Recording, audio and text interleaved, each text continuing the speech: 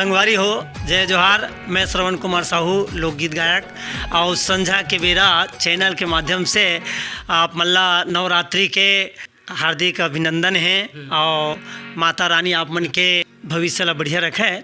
तो एक ठन मोर नवा गीत हवे देवी गीत ओला मैं आप मन के सामने में सुनावत हवा। जंतर मंतर जादू टोना बैरी के होगे हेरोना, जंतर मंतर जादू टोना बैरी के होगे हेरोना, सोटा मामार भगाए मोर बुटिया बैगा मेड़ो के भूतला भगाए, मोर चंदवा बैगा मेड़ो के भूतला भगाए। ज्योति अखंड बड़े जग ज्वाला बैरी खंडित की जय हो, बैरी खंडित की जय। ज्योति अखंड बड़े जग ज्वाला बैरी खंडित की जय हो, बैरी खंडित की जय।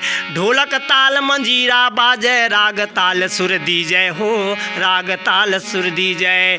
ढोलक ताल मंजीरा बाजय राग ताल सुर दी जय हो, राग ताल सुर दी जय। तू बिन कौन जगत के जननी, तुम बिन कौन जगत के जननी, सरवन जस लागाए मोर बुटिया बैगा मेड़ो के भूतला भगाए, मोर चंदवा बैगा मेड़ो के भूतला भगाए।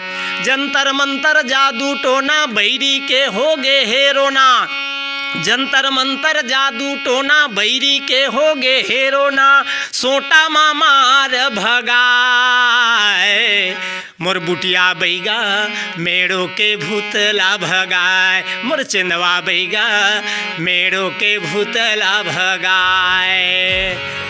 नवरात्रि पर्व के सब झल्ला हार्दिक बधाई पहुँचाए। बहुत बहुत धन्यवाद।